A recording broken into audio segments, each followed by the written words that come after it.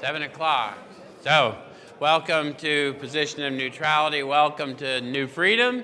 Do we have anybody in here for the first time tonight? Oh, good. A bunch of you. Oh, good deal. Thank you. First of all, welcome. And second, let us warn you in advance, you're liable to experience us just a little different than other meetings of other fellowships. The primary reason that's liable to happen is we intend for you to have a different experience here. What we do here, we've been doing for lots of years. We take a look at the suggested instruction for a step or so a week directly out of this book, and we use this book in 12-step recovery. Why?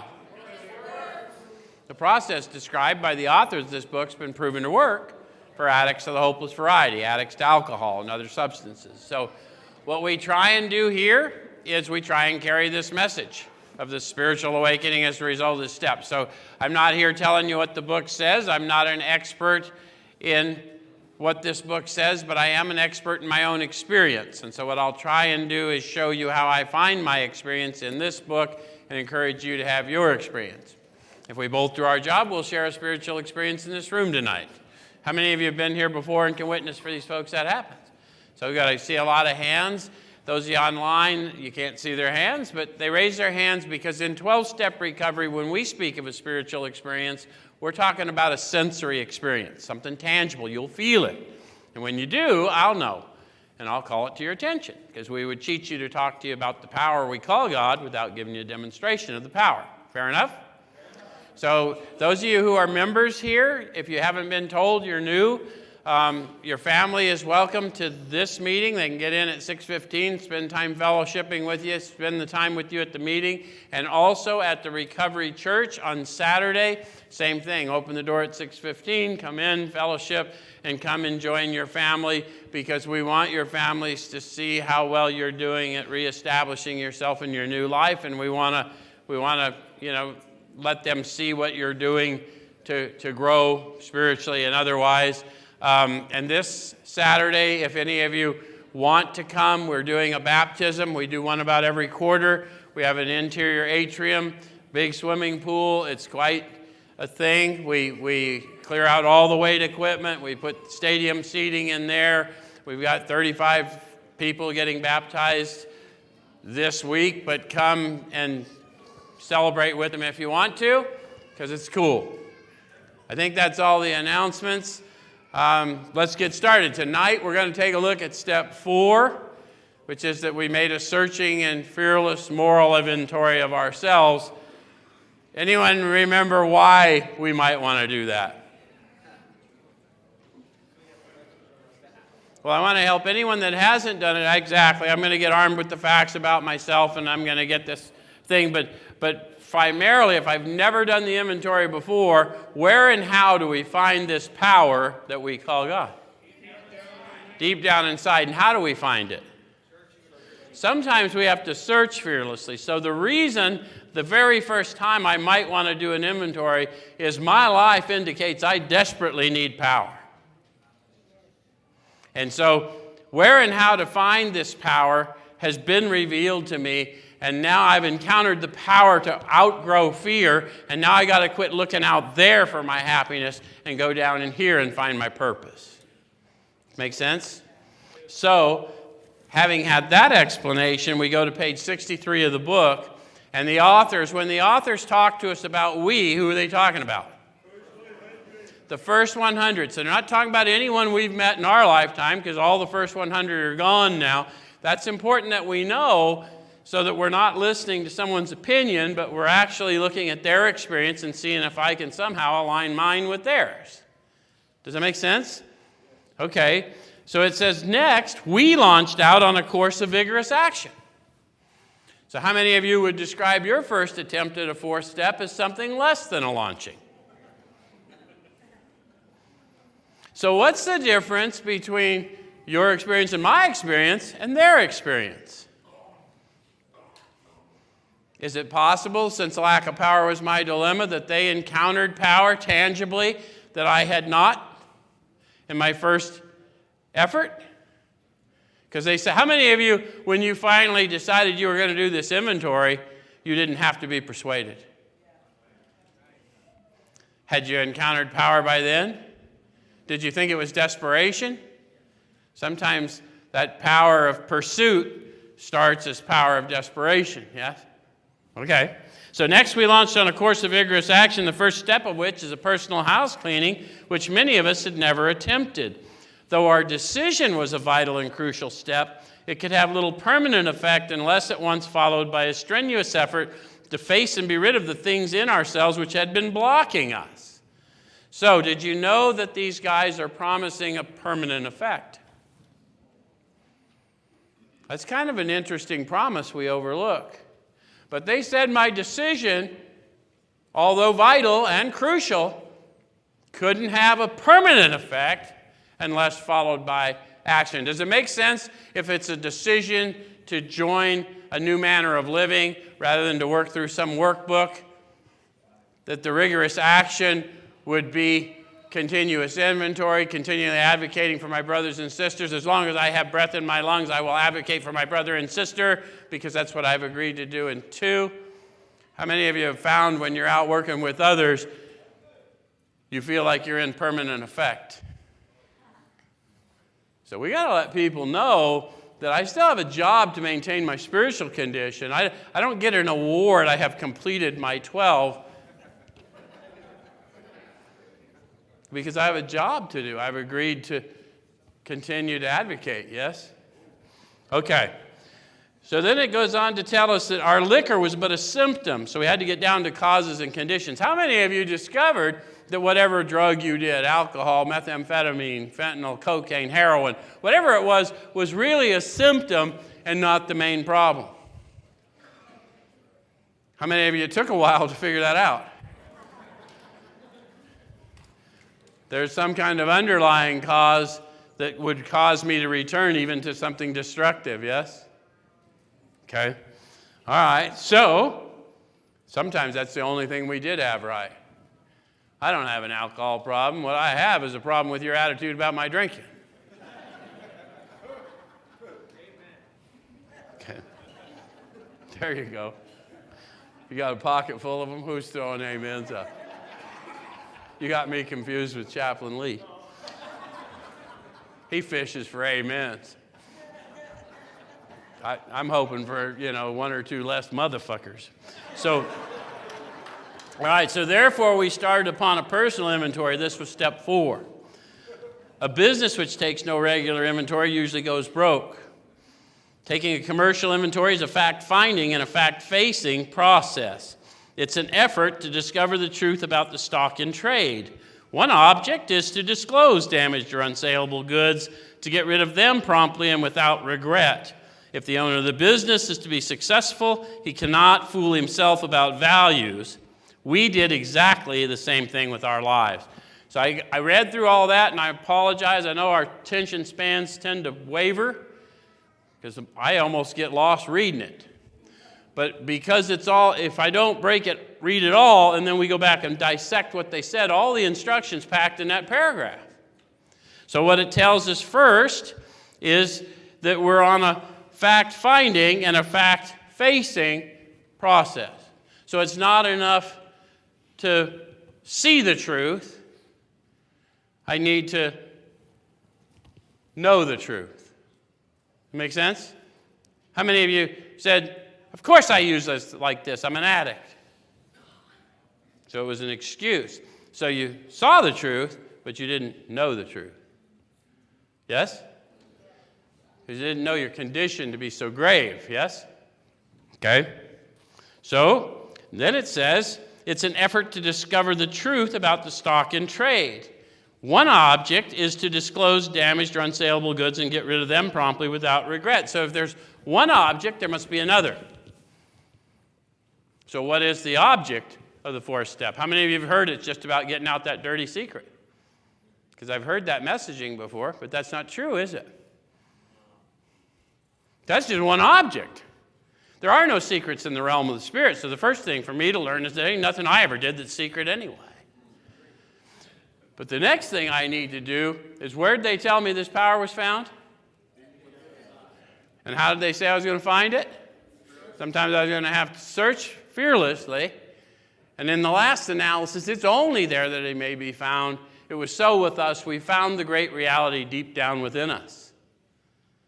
So I'm on a treasure hunt, not a crap hunt. So don't stop digging until you find the pony.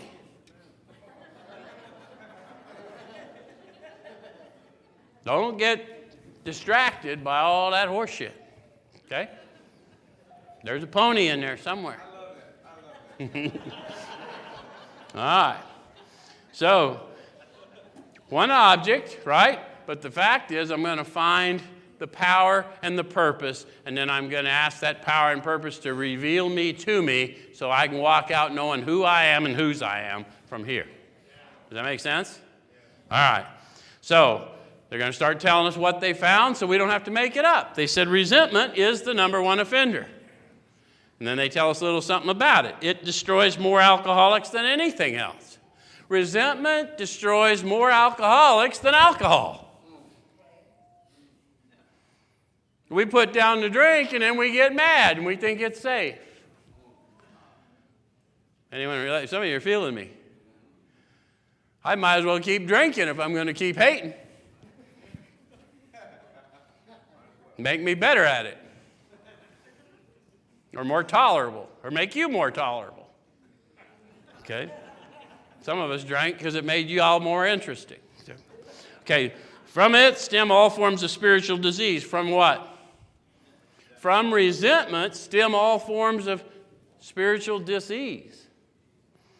For we've not only been mentally and physically ill, we've been spiritually sick. How many of you are troubled with the idea of being spiritually sick? Because some of us start out as atheists or agnostics, right?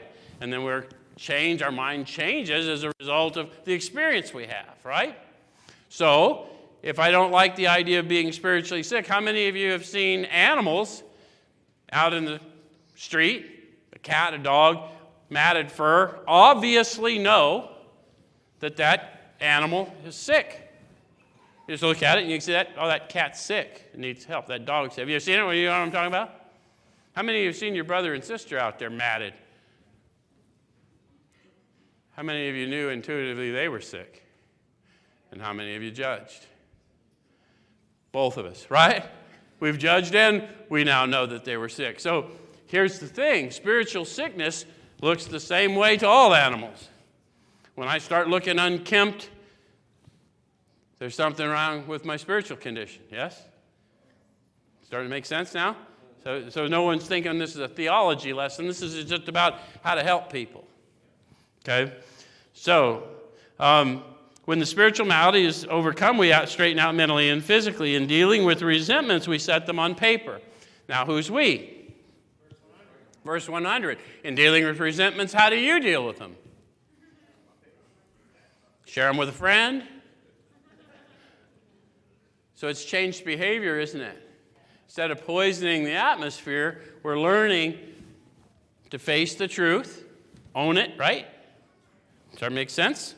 We listed people, institutions, or principles with whom we are angry. We ask ourselves why we are angry. So now they're setting up the column. So you don't have to do it yourself. Just do it one thing at a time. You know, what I'm angry about, and then go back through and see why I'm angry, or take it clear across the line. Don't get yourself all jumbled up, because they'll start to look a lot the same. How many of you have done a 4-step? How many of you found a common element? Yeah, it was me. I was in all of it. And so it started to look at people, wow, they all look the same. Of course, you were there. Right? Okay. It was a freaking epiphany, Carrie Ann. I was in all of that crap. Anyway, any of you similarly amazed? There you go. So it says, in most cases, it was found that our self-esteem, our pocketbooks, our ambitions, our personal relationships, including sex, were hurt or threatened, so we were sore, we were burned up. So how many of you have noticed that? The more intimate the relationship, the more really devastating it is when something goes wrong. So how many of you concluded, well, I'm just not going to be in any more intimate relationship? How'd that work out?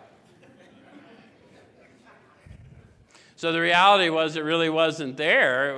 It was the main problem centers in the mind, just like they told me. Because even when I'm isolated, clear away, there I are. Okay? So it says, on our grudge list, we set opposite each name our injuries. Was it our self-esteem, our security, our ambitions, our personal or sex relations, which had been interfered with? So you're just going to go through and see what and how, right? And then they give an example, but I want to jump through that to the instruction. We went back through our lives, nothing counted but thoroughness and honesty. Why? So I said in 3 that I was convinced that self-manifested in various ways is what had defeated me. And I agreed with that, and that's why I agreed to give my life to this power and do all these things that didn't look all that palatable at the time. And now I'm about to prove to myself, through myself, that those things are true, that driven by fear, a self-manifested, and I tried to pretend something I wasn't, or I treated you less than I should have, and yes? Any of you have those similar discoveries? Okay. So the reason nothing counts but thoroughness and honesty is there's no one left to lie to. Okay? When we were finished, we considered it carefully. Why would I want to do that? I want to make sure I'm telling the story right. Those of you guys that are members here, you men and women that are members here, we're helping you retell the story, right? Hey, this steel's a calling, not a curse. But I got to learn to tell a story. I'm going to tell a story of a redemption that is beyond belief, but only when I get out of the self-pity that says I was trapped. Right? Okay. So the first thing apparent was that this world and its people were often quite wrong. How many of you discovered that today? That's a common human discovery. It's not really noteworthy that the world and its people are often quite wrong. How many of us stay grieved when we find that out? We do, don't we? And it's not their fault, because they're simply reflecting what's already going on within me. Okay? So to conclude that others were wrong was as far as most of us ever got. You ever felt like you were stuck? Does it sound like these guys figured out why I was stuck? Sounds like they might have, huh? So the usual outcome was that people continued to wrong us and we stayed sore. So how many of you had that happen? Had a bad experience, you took it to the next experience, and every other experience that day looked a lot like the first one. All right, so sometimes it was remorse and then we were sore at ourselves. Ever do something a little not up to par and then just hate it on yourself and carried around that attitude of grievance toward yourself? Okay? But the more we fought and tried to have our own way, the worse matters got. How many of you have had that experience? Do you know now why? Because we were wrestling with illusions, weren't we? We weren't wrestling with realities. We had a perspective that was flawed, causing our suffering. Even if I did do wrong, why not own it and get free and move on? But I'd rather deny it or act out angrily so you'll back up a step or two and create more wreckage. Any of you anything like me? Okay. So as in war, the victor only seemed to win. Our moments of triumph were short-lived. It's plain that a life which includes deep resentment leads only to futility and unhappiness. They wrote the book in past tense. If you have not done the step experience, it may not be plain to you. How many of you has been blessed with a spiritual awakening as a result of the steps and is now endeavoring to work with others? Is it now plain to you that a life that includes deep resentment leads only to futility and unhappiness? How many of you early in the step experience didn't see that so plainly? I'm here to tell you, when I first came to recovery and got introduced to this, if it weren't for my resentment, I don't think I would have had a reason to live. And it wasn't until the Spirit armed me with better tools that I was able to lay that down. So what we need to do is hit people with truth and then walk them out in non-judgment, and they will eventually, as they serve, come into their freedom. There's a process of encounter, and then there's a process of sanctification. It's not for me to judge the speed at which the Spirit works. Does that make sense? Okay. So then it says, to the precise extent that we permit these, do we squander the hours that might have been worthwhile. But with the alcoholic, whose hope is the maintenance and growth of a spiritual experience, this business of resentment is infinitely grave. We found that it's fatal.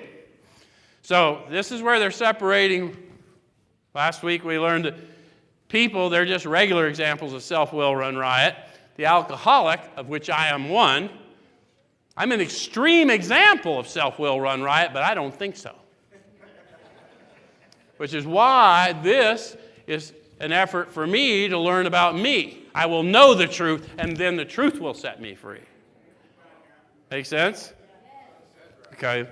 So then it says, for when harboring such feelings, we shut ourselves off from the sunlight of the Spirit. So how many of you have been all spiritual, then something happened that you were in disagreement with, and you could not get out of the head emotion spin? I know this isn't useful, but fuck them. Some of you recognize that better than the head emotion, right? Okay. Sometimes we got to get quite literal so we all know where we're at. Remember, this is a power that can philosophically comfort me. That's what they witness to. So when I'm in that spin, there's nothing else. And the last analysis, it's only there that it's going to have to come from within this well. Yeah? Okay. The insanity of alcohol returns and we drink again. And with us to drink is to die. How many of you had that experience? Did you notice how you didn't have a physical death before you had a spiritual death? You used again and went off like a ski jump like they talk about? Okay. All right, so if we were to live, we had to be free of anger. That's pretty high stakes, isn't it? They want me to get pretty disciplined because my ability to live is not my ability. How many of you have learned that?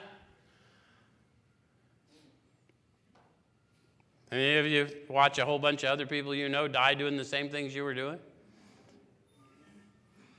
So I really don't own that power to live. The grouch and the brainstorm were not for us. So now they're talking to us in Old English words, grouch and brainstorm. They're talking about how we seed our resentment. How many of you grouch is just what it sounds like. How many of you have been that guy? How you doing today? Okay, for a Monday.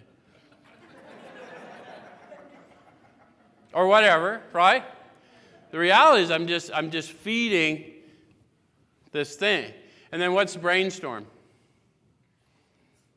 Any of you ever get a bright idea and launch out on a course of vigorous action without maybe fully considering the consequences of said action? How many of you are prone to rage? So a brainstorm might be a sudden fit of rage. How many of you were all chill until all of a sudden something triggered you and you just wanted to rip someone's throat out?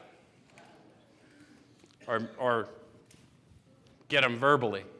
Yeah? Have you ever said anything? How many of you have had, and you couldn't rope it back? Ooh, I knew that shouldn't have come out. Okay. So those things are not for us if we're this alcoholic. Okay? They may be the dubious luxury of normal men, but for alcoholics, these things are poison. So they're not even saying normal men ought to be engaging in it. That's a dubious luxury. But with me, with the deadly affliction of addiction, it's poison. Okay. All right, so we turn back to the list, for it held the key to the future. So the list holds the key to the future, and what's in the list? The truth. The truth about me. Not your truth, not my truth, but the truth. There's a difference. How many of you have noticed? There's your truth, and then there's other people's truth about you, and then there's the truth about you. Okay. So it says we were prepared to look at it from an entirely different angle. What they tell me the insanity of addiction was? An appalling lack of perspective, the inability to think clearly. So if I don't look at it from a different perspective, if I don't look at me and how myself manifested from a different perspective, I'm going to remain insane and then deny my insanity. Yes? Okay.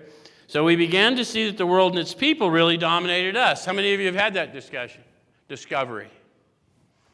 Like it just seemed like everyone was in on it. Where's my meth addicts? There we go. Cocaine, you too. Some bitches are out there, aren't they? Okay. In that state, the wrongdoing of others, fancied or real, had the power to actually kill. How could we escape? So they put a question mark in this book. When they put a question mark, They want me to go introspective. Eyesight without insight, spiritual blindness. How could I escape? I'm owning this, but how do I get out, right? That's the question. And so the first 100 are now going to lay out for us to a person what they did and what they experienced as a result.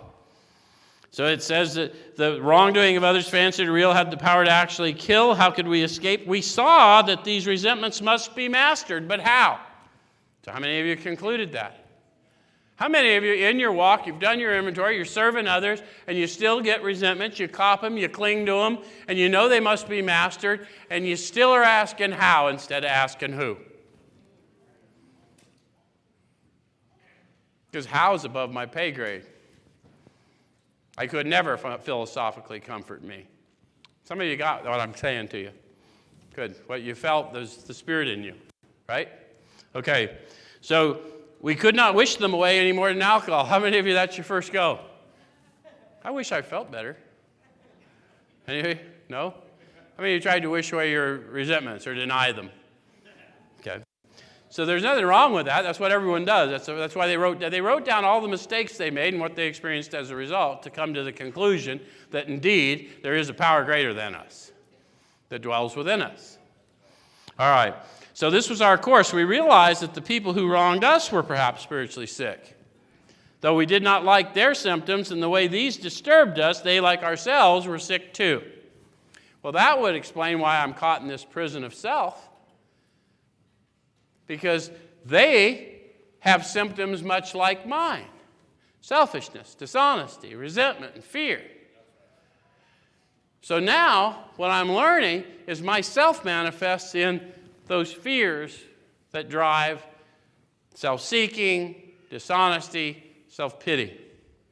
So now when I see you acting in a certain way that I recognize, I don't know whether I'm seeing you or my thoughts. So there's another book, it's like a training manual, and that teacher says, how can you see the speck in your brother's eye when you can't see the plank in your eye?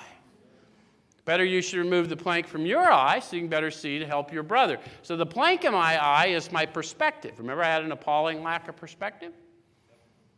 So I've got to get my thoughts out of the way, and the first thing I'm going to do is learn by writing it down how myself manifested. So I'm not just talking about things I don't know, I wrote it down. When I start bearing witness to you about how selfish, dishonest, resentful, and afraid I was, I'll be able to tell you specific examples. I'll be a good witness to the redemption I've experienced. Make sense? Okay, so then, what the hell did I do? Okay, I'm over on the other page. Okay, so we ask God to help us show them the same tolerance, pity, patience that we would cheerfully grant a sick friend. So the first thing I do is instead of asking, how do I master this, I ask the Master to give me the power to show them pity, patience, and tolerance. And when I experience the ability to be kinder than I feel like being, I will grow in my belief in a power greater than me operating through me. Does that make sense? How many of you have had the experience of being able to act kinder than you felt like acting? How many of you didn't always possess that control? Did you not grow in consciousness of a power greater than you operating through you? How many of you were still thinking like you but acting better than you?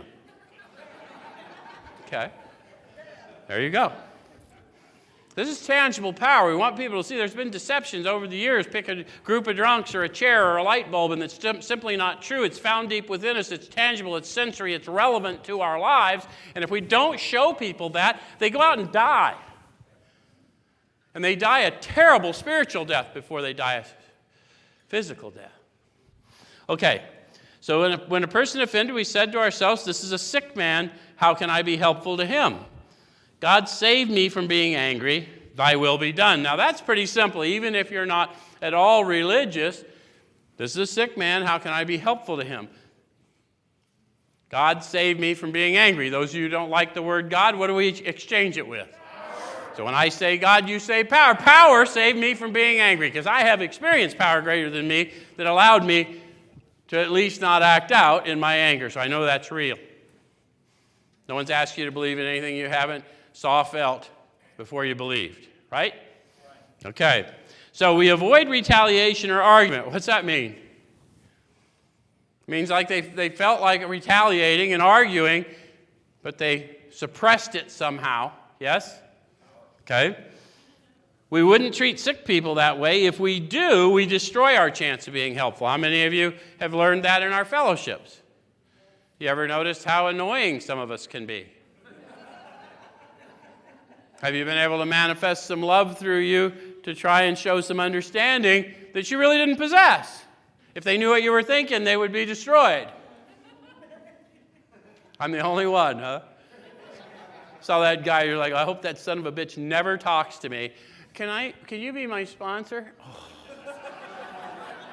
Oh, good Lord, Jesus. Okay, I'd be honored. It's never happened to any of you, huh? All right, just me. I'm sure I'm the lone wolf. Okay, so we cannot be helpful to all people, but at least God will show us how to take a kindly and tolerant view of each and every one. How many of you learned a new way to see? They promised that God would show me. How many of you have found demonstrable tolerance through you? How many of you remembered to ask, and how many of you got the grace without even asking? God doesn't make too hard terms with those who earnestly seek. See what they tell you? Okay, so referring to our list again and putting out of our minds the wrongs others have done, we resolutely look for our own mistakes. This is the part we really don't like. We've got to find our part. I've got a part in my own suffering. The key is the truth, and the truth is I have a part. Yes? Okay. Where had we been selfish, dishonest, self-seeking, and frightened? Though a situation had not been entirely our fault, we tried to disregard the other person entirely, involved entirely. So the reason you might want what we call a sponsor in the modern fellowship, until you get tapped into the Spirit at least, is that they help because they're detached from the experience. Right? You ever notice how clearly you can see someone else's problem that you're completely enmeshed in? Come on, how many of you in active addiction had those friends that you would give pointers on how not to be so fucked up? We all know the experience. If you would only just drink beer, no meth. All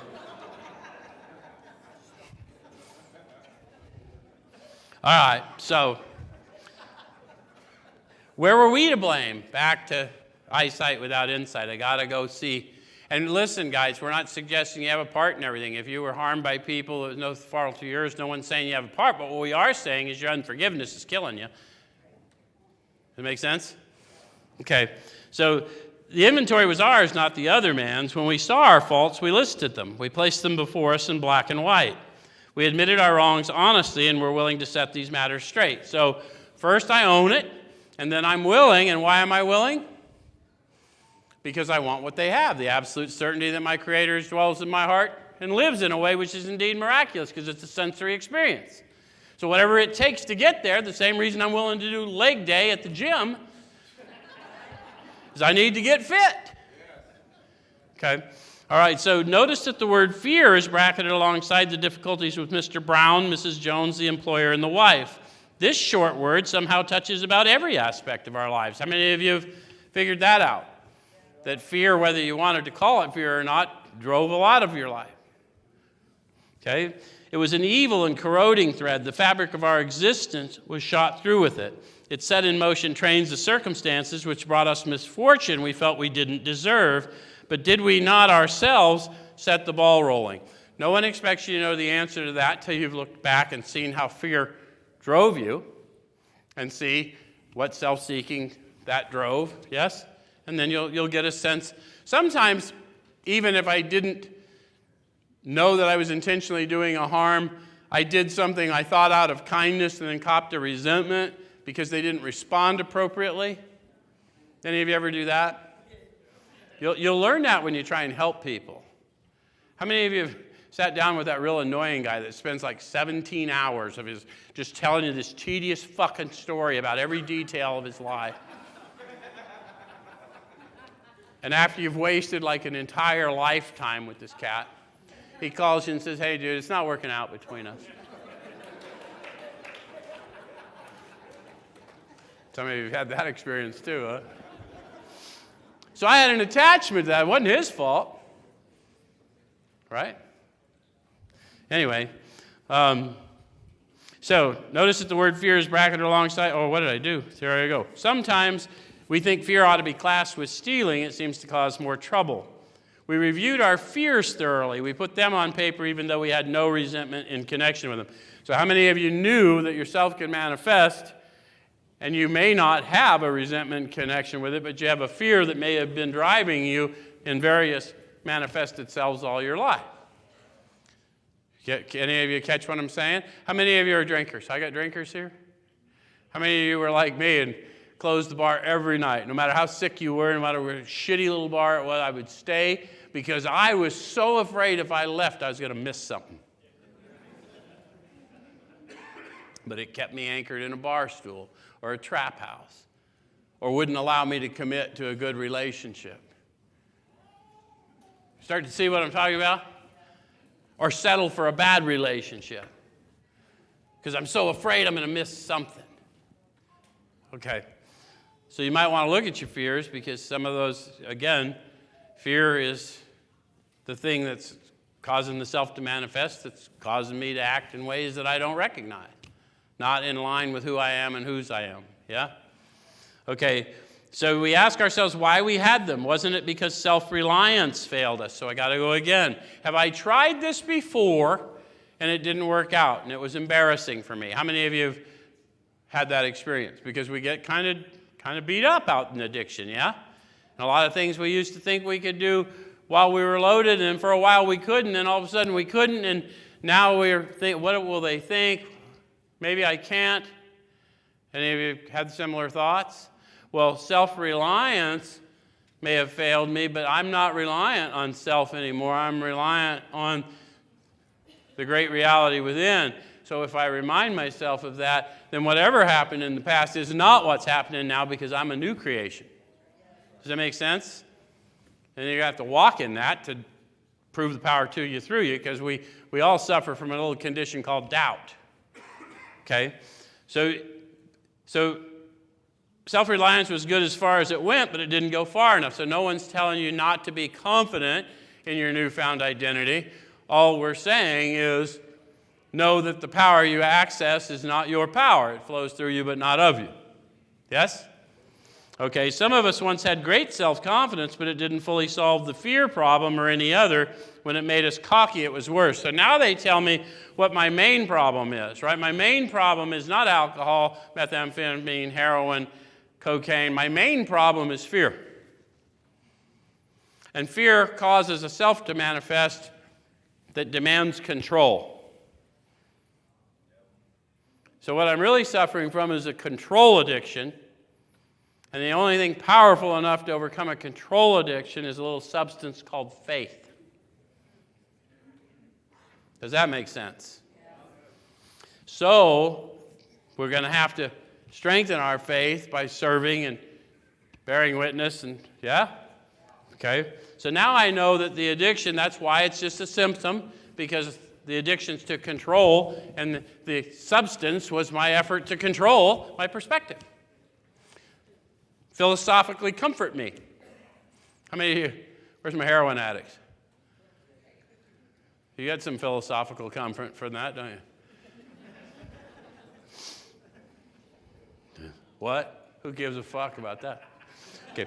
Perhaps there's a better way. We think so, for we're now on a different basis, the basis of trusting and relying upon God. See, I used to be self-reliant. I got into this whole addiction thing. They never changed my dependence. They changed what I was dependent on. So now I'm on a different basis. I'm no longer dependent on drugs. They said, Joe, you are chemically dependent. And we have no cure for that. But there is one who has all power. That one is? And that power is my new dependency. Does that make sense? Okay. So it says, we're in the world to play the role he assigns. So, how many of you have to admit that it does, at times, seem like you got assigned a really shitty role? Because we all conclude that at some point. But are you not perfectly prepared to play the role that is you? Is there anyone on the planet any better prepared than you? Of course not. There's no one more prepared to play the role that is you, to bring forth that purpose for which you were created than you. Okay? So just to the extent we do as we think he would have us and humbly rely on him, does he enable us to match calamity with serenity? How many of you would like to do that? How many of you have had that power? It's crazy, isn't it? How many of you didn't always possess that power? We never apologize to anyone for depending upon our Creator. We can laugh at those who think spirituality the way of weakness. Paradoxically, it's the way of strength. When I say I'm laughing at people, I'm really laughing at people's ideas, because I know what I was like. Remember, I told you I'm an expert in my experience. I know what I was like. I know what happened, and I've got a reasonable idea what I'm like now based on your response to me as opposed to what it used to be. Right? So I now can tell you that something has really transformed me in the way I live and think in a tangible way. And not because I say so, because everyone I encounter says so.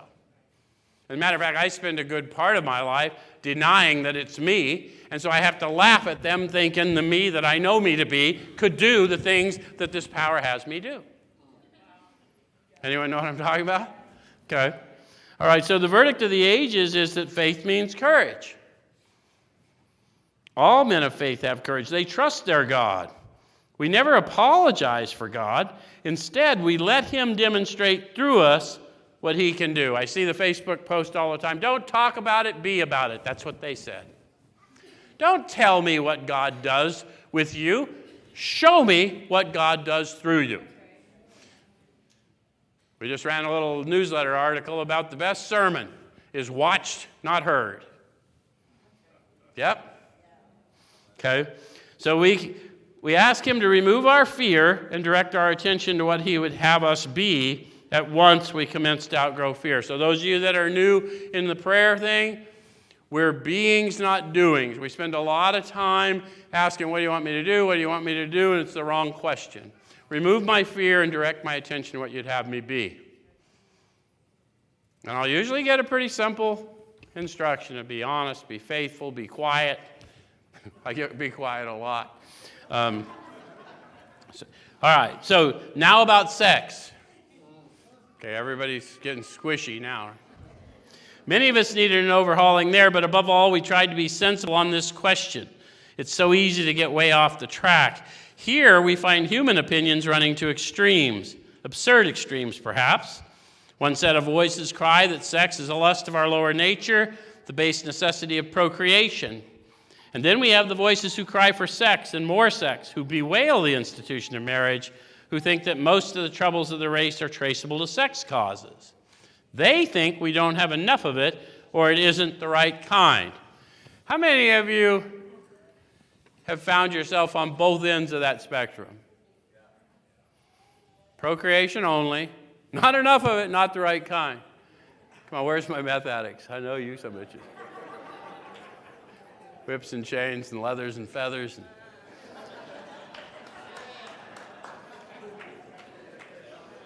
So remember they said the alcoholics is an extreme example, right?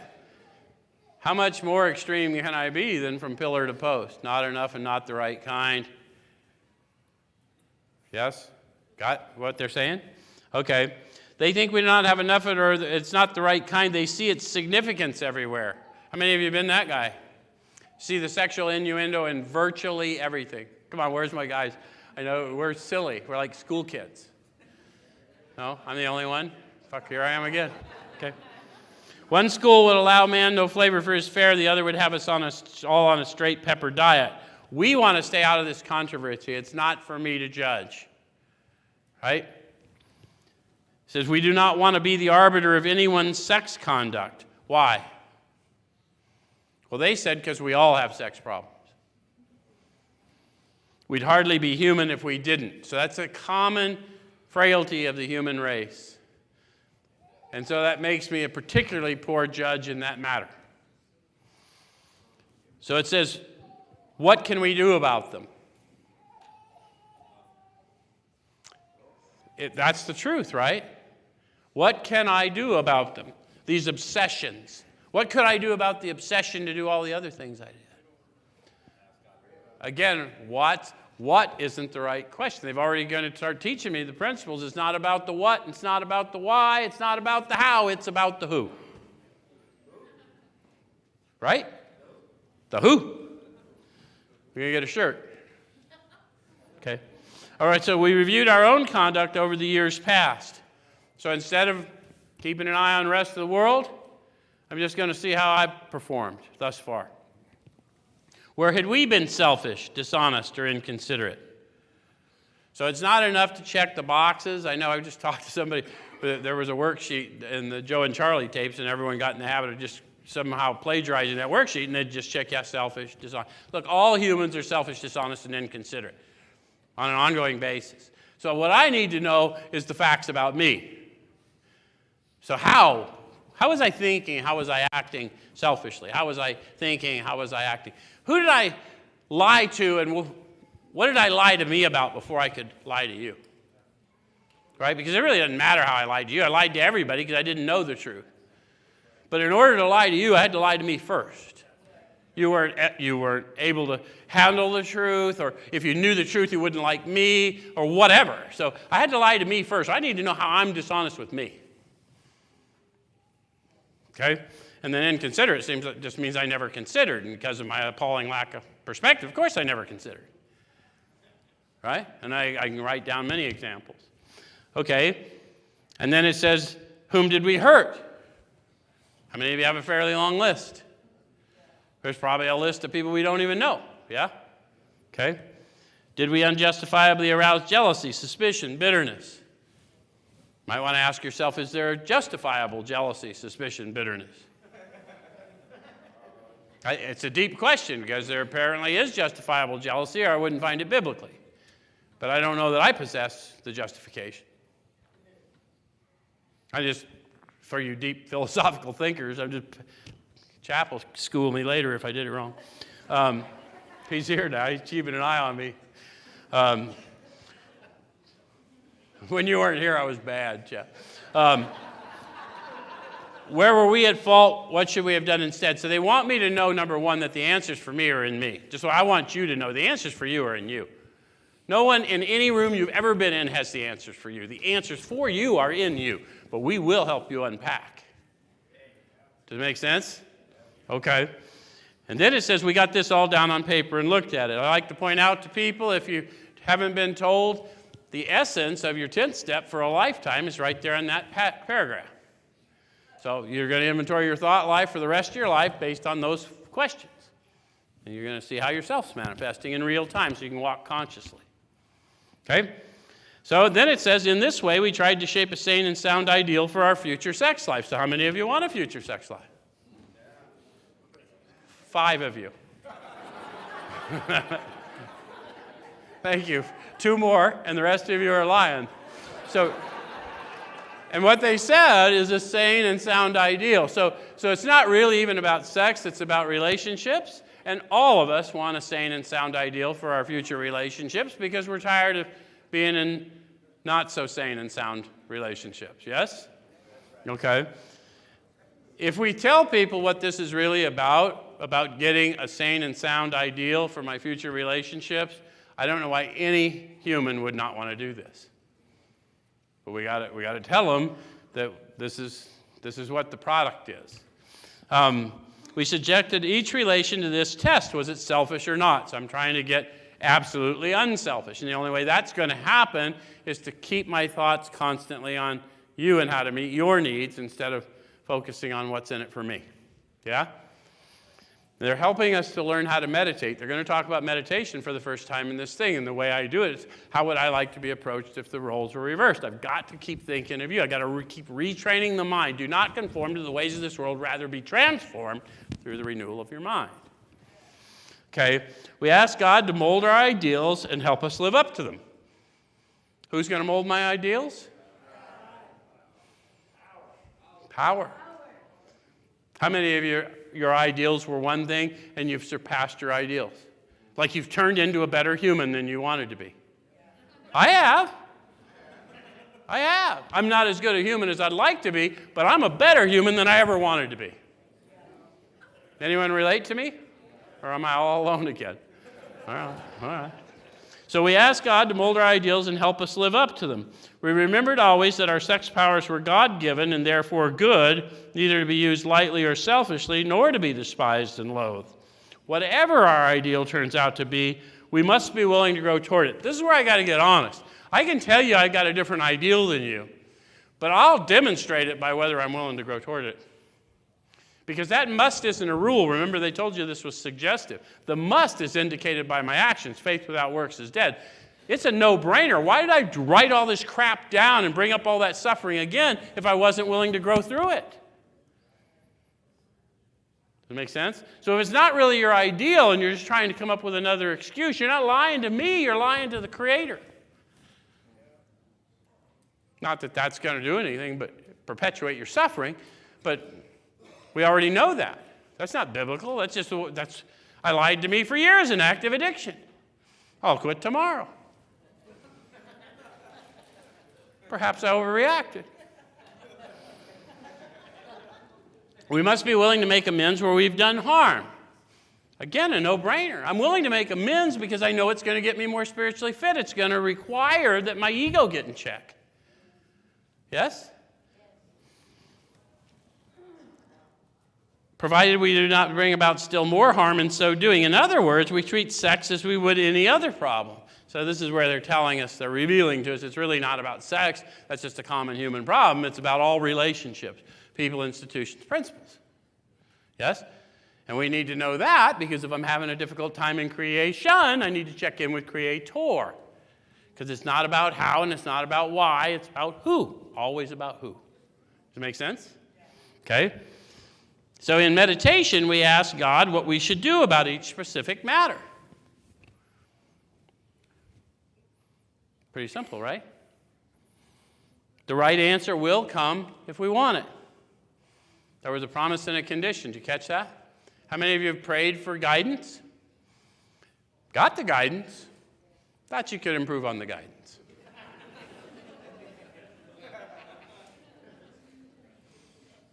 So that doesn't mean the right answer didn't come. It just wasn't right to me because I didn't want it. Does it make sense? And that's a human experience. I said, we're plagued by doubt. I'm going to get things, and I desperately want to grow, and I desperately love God, and I desperately want to love you. If we could just do it a little different. Right? Okay. All right, so God alone can judge our sex situation. Counsel with other persons is often desirable, but we let God be the final judge. So talk to everyone you need to talk to, but at the last analysis, go within. Find out what's up. You may be the only one that knows what's up, and either way, it's all yours, whatever ends up happening. It says, we realize that some people are as fanatical about sex as others are used. We avoid hysterical thinking or advice. How many of you have experienced hysterical thinking or advice with regard to matters of relationships? Okay. So suppose we fall short on the chosen ideal and stumble. Any of you ever had that issue? Found out you weren't perfect? Okay. Does this mean we're going to get drunk? Well, their experience, some of you may have had the experience, no, I didn't get drunk, and I always say in recovery, yet. I didn't get drunk yet. I know I have a permanent effect, but I have a maintenance thing to do. I got to continue to advocate. I got to continue to serve. I got to perpetually try and awaken rather than lash out, yeah? But this is only, some people tell us so, but this is only a half-truth. It depends on us and our motives. So who knows my motives? Probably God. I had a motive to get sober long before I manifested any outward action to show it. So something within me knew my motives before I was able to actually turn it into action. Any of you like me? Okay. So If we're sorry for what we've done and have the honest desire to let God take us to better things, we believe we'll be forgiven and we'll have learned our lesson. If we're not sorry and our conduct continues to harm others, we're quite sure to drink. We're not theorizing. These are facts out of our experience. So I know some people teach that, you just got to forgive yourself. And I'm here to tell you that forgiveness is a divine act. That's a deception. Humans aren't any good at forgiving. We suppress, we supplant, but we do not forgive because forgiveness rearranges the meaning in our minds. Once you find out that everything that you went through prepared you to help someone else get through it, that experience no longer was harmful or troublesome. That becomes, the more you utilize it to help others, it becomes purposeful. But it's not a human decision to make suffering purposeful. I had to participate in liberating others in order to see the purpose. Make sense? Okay. All right. So to sum up about sex, we earnestly pray for the right ideal. So what do they mean when they say we earnestly pray? It means sex was problematic. Any of you discover that? Come on, you guys that are members here. I got cameras. I know. Sex is troublesome. Not that we're watching, but you just never know. All right, so guidance in each questionable situation for sanity and for strength to do the right thing. If sex is very troublesome, we throw ourselves the harder into helping others. We think of their needs and work for them. This takes us out of ourselves. It quiets the imperious urge when to yield would mean heartache. How many of you have found that to be true when you just got in a crushing experience, you're sober, something terrible is going on, whether it's a relationship with a sex partner or something else, but it's really troubling, and then all of a sudden the phone rings and you got an opportunity to go serve, and pretty soon, if the problem wasn't gone, it was less. So these are facts out of our experience, and we've now aligned ours with theirs. Does it make sense? Okay. So it says if we've been thorough about our personal inventory, we've written down a lot. How many of you wrote down a lot when you did your inventory? And how many of you are fearing doing an inventory because you think, damn, that's going to take a lot of writing? Okay. So we've listed and analyzed our resentments, and we've begun to comprehend their futility and their fatality. They're disclosing to you what I was telling you in the beginning. In the beginning, I had to have that resentment because that was my purpose. But as I did this inventory and I started to serve, I began to have revealed to me the futility and the fatality of clinging to that. Any of you had the same experience? Any of you thought you hated certain types of people and found out you didn't even know certain types of people? And when you finally got to introduce to them and found out there were more people than types, okay. All right, so we've begun to comprehend their futility and their fatality, and we've commenced to see their terrible destructiveness. So they're talking about the beginning of a new manner of living is learning to see how myself manifests and then get disciplined in it as I go along, right? The instruction for Ford simply given me in that little paragraph what I'm going to do in 10th step the rest of my life. Okay, so we've begun to learn tolerance, patience, and goodwill toward all men, even our enemies, for we look upon them as sick people. Starting to see how that's working out? There's another book that says, have no enemies, basically, right? Okay. So we have listed the people we have hurt by our conduct, and we're willing to straighten out the past if we can. How many of you are there? How many of you hurt people that you don't know and you cannot list? So the reason we do the 12th step is that is the never-ending amends. Those people that came to serve me and I did harm, and I'll never know who they are, I just did those harms, I'm going to continue to advocate for my brother and sister as long as I have breath in my lungs, because that is the big amends. That's why I need a 9 before I do 12, because I'm never going to tell them what they should do. Their faults are not discussed, and I won't be able to do that without judgment until I'm spiritually fit. Make sense? All right, so we hope you're convinced now that God can remove from you whatever self-will has blocked you off from him. If you have already made a decision and an inventory of your grosser handicaps, then you've made a good beginning. So the first step of action is this inventory, which I'm going to continue for the rest of my life, and I'm going to use it for the purpose of bearing witness to the power that redeemed me and continues to keep me sane and sound. Yes? Okay? And then it says that being so, you've swallowed and digested some big chunks of truth about yourself. And that's why you have heartburn after you finish the inventory.